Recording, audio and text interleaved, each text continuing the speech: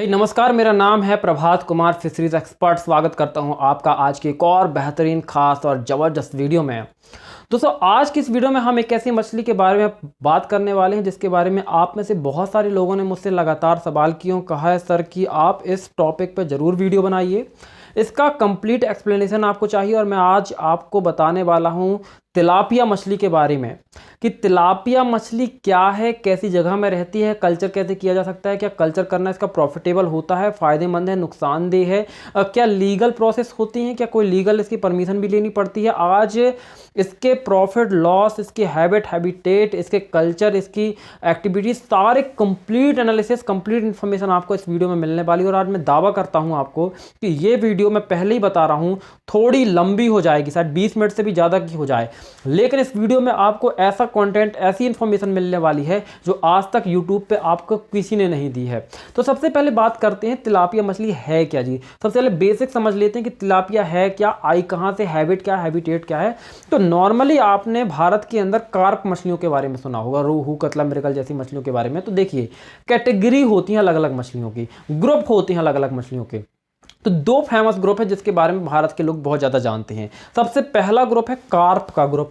Carp के अंदर आती है rohu, catla, mrigal, grass carp, common carp, silver carp. तो ये कार्प का ग्रुप है जिनमें 6 विशेष तरह के मेजर कार्प मछलियाँ, एक्सोटिक कार्प और मेजर कार्प मछलियाँ होती हैं। फिर एक कैटेगरी होती है कैट फिशेस की, जिसके अंदर मगूर और सिंगी जैसी मछलियाँ आती हैं। ये तीसरी कैटेगरी है जिसके अंदर तिलापिया मछली आती है। आज पूरे विश्व में कार्प मछली और साल्मोन मछली के बाद जो तीसरी सबसे ज़्यादा डिमांड वाली मछली है, सबसे ज़्यादा कल्चर की जाने वाली मछली है, वो यही मछली तिलापिया मछली है। भारत में अभी अभी इसका कल्चर थोड़ा स्टार्ट हो रहा है, पहले से लोग अवेयर हो रहे हैं। पहले भारत में क्या है, नॉर्मली डोमिनेट जो करती है वो कार्प मछली करती है। कार्प में भी जो रोहू मछली वो डोमिनेट करती है। और यदि चाइना की बात करें, जो कि एक्वा कल्चर में मछली के उत्पादन में पूरे विश्व में पहले स्थान पर है, तो वहाँ पर जो सबसे ज़्यादा कल्चर की जाने वाली मछली है वो सिल्वर कार्प मछली है। तो भारत में भी कार्प मछली डोमिनेट करती है और वहां भी कार्प मछली सबसे आगे है। लेकिन यदि भारत और चाइना को छोड़ दिया जाए, इसके अलावा जैसे आपने पंगास के बारे में सुना होगा, तो जो वियतनाम, थाईलैंड देश हैं, वहां पे ज़्यादा पंगास मछली का पालन होता है। तो ये जो थोड़ा सा साउथ ईस्ट एशिया के जो 3-4 देश हैं, इनको छोड़ दिया जाए तो अमेरिका, अफ्रीका, यूरोप जैसे देशों तक यदि आप पहुँचें तो वहां पे आप देखेंगे, खासकर अफ्रीका और अमेरिका जैसे देश, दक्षिण अमेरिका, उत्तरी अमेरिका तक पहुंच जाएं तो जो डोमिनेट करने वाली मछली है, सबसे ज़्यादा कल्चर की जाने वाली मछली, जैसे आपने देखा हो ना, यहाँ पे तालाब में यदि 10 तालाब में से दो तालाब में तो अलग मछली आपको मिल जाएगी, लेकिन 8 तालाब में आपको रोहू, कतला, मृगल मिलती हैं। वैसे अमेरिका और अफ्रीका में आपको 10 में से 8 तालाबों में कल्चर करती हुई मछली जो है वो तिलापिया मछली मिलेगी। यानी 90 से 99% तिलापिया का ही कल्चर सबसे ज़्यादा वहाँ पर किया जाता है। पर ऐसा क्या है जो मतलब अंग्रेज, जो इंग्लिश बोलने वाले लोग हैं, वो इतना ज़्यादा तिलापिया का कल्चर करते हैं, ज़्यादा एग्रेसिव है उसके कल्चर के लिए कि बाकी मछलियों की तरफ वो देख नहीं रहे, सब तिलापिया तिलापिया तिलापिया तिलापिया का ही कल्चर चल रहा है। आज हम इसके बारे में कंप्लीट बात करने वाले हैं। तो सबसे पहले मैं बता देता हूं कि आज पूरे विश्व भर में लगभग 195 देश मान्यता प्राप्त देश हैं। लगभग एक दो ऊपर नीचे हो सकते हैं, क्योंकि बहुत सारे देशों की नए नए ऐड होते चले जाते हैं, जुड़ते होते हैं, घटते होते हैं, कई देश आपस में मिल जाते हैं। तो लगभग 195 देश हैं। जैसे भारत में रोहू मछली प्रमुखता से पाली जाती है, चाइना में सिल्वर कार्प मछली प्रमुखता से पाली जाती है, उसी तरह इन 195 देशों में से 85 देश ऐसे हैं जिसमें से तिलापिया मछली प्रमुखता से ही पाली जाती है। जैसे हमारे यहाँ कार्प मछली प्रमुख है, वैसे वहाँ पे तिलापिया मछली प्रमुख है। तो वो 85 देश हैं जहाँ पे प्रमुखता से तिलापिया मछली पाली जाती है। वैसे कल्चर तो लगभग 150 से ज़्यादा देशों में इसका हो रहा है। तो इतनी ज़्यादा फेमस मछली है भारत में, इसलिए इतने सारे देशों में कल्चर होने के कारण और इतने सारे देशों में प्रमुखता से पाले जाने के कारण इसे एक इंटरनेशनल फिश कहा जाता है, अंतर्राष्ट्रीय मछली माना जाता है तिलापिया को।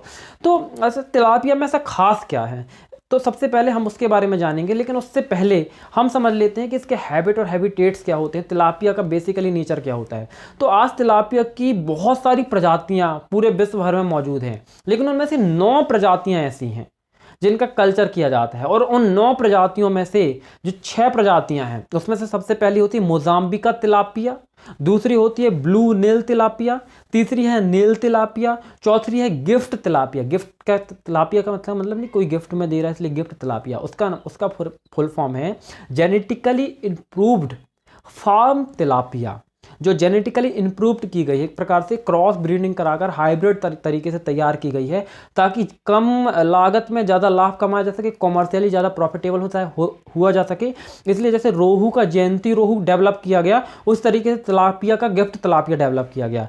और आखिरी में आती है रेड वैली तिलापिया, जैसे रेड तिलापिया गया। तो जो गिफ्ट तिलापिया और रेड तिलापिया है, आज पूरे विश्व में इन्हीं दो मछलियों का सबसे ज़्यादा प्रमुखता से पालन किया जाता है। तो ये तो होगी नॉर्मल बात है।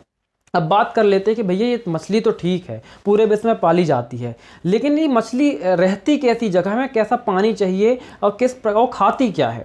तो सबसे पहले मैं इसके हैबिटेट की बात करूँ, इसके जो वातावरण की बात करूँ, कैसे वातावरण में रहती है, तो ये मुख्य रूप से मीठे पानी की मछली यानी फ्रेश वाटर। तो जैसे पानी में रोहू, कतला, मृगल वैसी मछलियाँ सर्वाइव करती हैं, रहती हैं, जिंदा रह सकती हैं, वैसा ही पानी लगभग इस मछली के लिए भी चाहिए होता है, पहली चीज़। दूसरी चीज़ खाती क्या है, तो मैं यहाँ आपको थोड़ा समझा देता हूँ कि आखिर लोगों की या जीवों की फीडिंग हैबिट के अनुसार उनको 3 कैटेगरी में बांटा गया है। ये मुख्यतः 2 कैटेगरी में बांटा गया है। पहला होता है हार्बीवोरस, दूसरा होता है कार्निवोरस। हार्बीवोरस वो जो कि घास फूस पत्ती खाने वाले जीव होते हैं, जैसे हिरण हो गया, गाय हो गई, बैल हो गई, भैंस हो गई, ये होते हैं हार्बीवोरस। जैसे ग्रास कार्प मछली के बारे में बताया था ना मैं, कि जो पानी के अंदर एक्वेटिक प्लांट होते हैं, मेजरली उसी को खाती है, तो वो एक प्रकार से हार्बीवोरस में से। कुछ होती हैं कार्निवोरस, जैसे शेर हो गया, वो घास फूस नहीं खाता, वो खाता है केवल मांस, तो उसको बोलते हैं कार्निवोरस। तो ये मछली है ओमनीवोरस। अब ये ओमनीवोरस क्या होता है, जो घास फूस भी खा सके और जो मांस भी खा सके। अब जैसे इंसान एक तरह से क्या है, ओमनीवोरस जीव है। आप भाई मूली की सब्जी भी खाते हो, आप चने की भाजी भी खा लेते हो, आप सरसों की साग भी खा लेते हो, और इंसान जो है वो चिकन मटन मछली सब खा जाता है।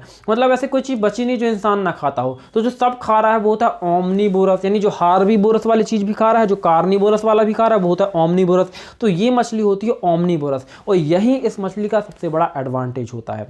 तो ये मछली तो ठीक है, इस मछली का हैबिट भी पता चल गया, हैबिटेट भी पता चल गया। लेकिन एक चीज़ जो इस मछली के लिए सबसे अलग करता है, जो नॉर्मल कार्प मछलियों से करता है, कि आप कार्प मछलियों को गहरी झीलों में, गहरी नदियों में भी देखने को मिलती हैं। वहाँ पे कल्चर मतलब इनका जीवन संभव होता है। यानी किसी नदी की गहराई 100 फीट है तो वहाँ भी कार्प मछली मिल जाएगी, किसी झील की गहराई 100 फीट 50 फीट है तो वहाँ भी कार्प मछली मिल जाएगी। लेकिन तिलापिया मछली अमूमन छछले पानी की मछली है।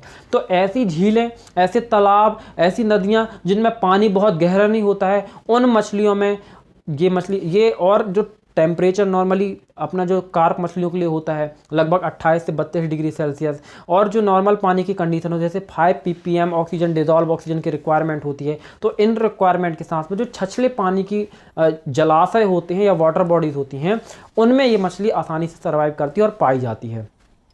लेकिन इन सब बातों के अतिरिक्त ऐसी क्या वजहें हैं, ऐसे क्या कारण हैं कि तिलापिया मछली एक इंटरनेशनल मछली बन गई, इतना ज़्यादा इसका पालन किया जाने लगा और इसका पालन प्रॉफिटेबल भी हो रहा है। तो इसके कई कारण हैं, जिसमें पहला कारण है हाई प्रोटीन वैल्यू। पूरा विश्व ना प्रोटीन डेफिशिएंसी का शिकार है। बच्चे आपने अफ्रीका में देखे होंगे ना, उन बच्चों को जो कि गरीबी से जूझ रहे हैं, जिनके शरीर का पूर्ण रूप से विकास नहीं हो पाता, कुपोषण का शिकार हो पाते हैं।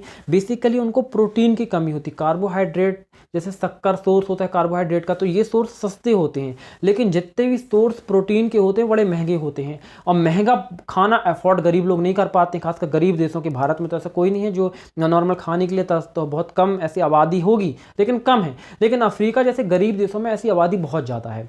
तो इसका जो प्रोटीन वैल्यू होता है तिलापिया फिश का, वो बहुत ज़्यादा होता है। तो हर देश तिलापिया मछली को ज़्यादा से ज़्यादा खरीदना चाहता है, क्योंकि कम दाम में अच्छा प्रोटीन का सोर्स मिल रहा है, तो वो अपने लोगों को ज़्यादा अच्छा प्रोटीन प्रोवाइड करा पाते हैं। और पूरा विश्व जब प्रोटीन डेफिशिएंसी यानी प्रोटीन की कमी का शिकार है, आज अमूमन जो हर आदमी है उसकी डाइट में जितना उसके नॉर्मली दिन भर में वो खाना खाता है उसमें जितना प्रोटीन होना चाहिए उतना प्रोटीन नहीं मिल पा रहा है। और WHO यानी वर्ल्ड हेल्थ ऑर्गेनाइजेशन ने भी इसके ऊपर लगातार चिंताएं जाहिर की हैं। और ऐसे में मछली और खासकर तिलापिया मछली एक विकल्प है जहां पे कम पैसों में प्रोटीन का अच्छा सोर्स मिल जाता है। तो पहली चीज़ हाई डिमांड की ये हो गई। दूसरी चीज़ इसका कल्चर करने का वजह क्या है, क्यों इसका कल्चर करना चाहिए, दूसरी चीज़ होती है फास्ट ग्रोथ एंड इसका जो लार्ज साइज। तो नॉर्मली आपने कार्प मछलियों की ग्रोथ देखी होगी तो वो 1 से 2 किलो तक की हो जाती हैं, लेकिन 1 से 2 किलो तक होने के लिए 10 से 12 महीने 15 महीने तक का समय ले लेती हैं। लेकिन यदि आप कैटफिश की बात करें तो वो 6 महीने में तैयार हो जाती है, 5 से 6 महीने में, लेकिन उनकी ग्रोथ होती है 300 से 400 ग्राम। इसके दोनों के यदि गुणों को कंबाइंड कर दिया जाए तो जो तिलापिया मछली होती है वो 5 से 6 महीने में, मतलब ग्रोथ जो टाइम है वो तो वो कैटफिश का ले रही है, लेकिन जो ग्रोथ साइज है वो कार्प का ले रही है। तो 5 से 6 महीने में लगभग 1 किलो की 900 ग्राम से 1 किलो तक की हो जाती है। तो कम पीरियड में ज़्यादा ग्रोथ हो रही है, प्रोटीन की ज़्यादा मात्रा है, इसलिए मार्केट में ज़्यादा डिमांड है। और जो तीसरी सबसे इंपॉर्टेंट चीज़ हो जाती है तिलापिया के बारे में, वो इसके मीट का टेस्ट।